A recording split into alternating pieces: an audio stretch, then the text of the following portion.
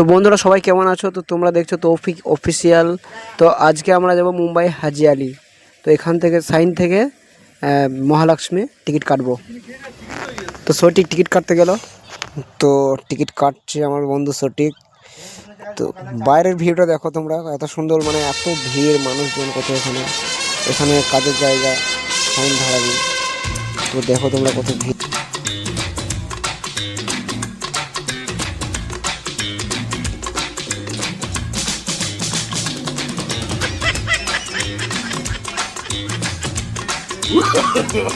No, no, no, no.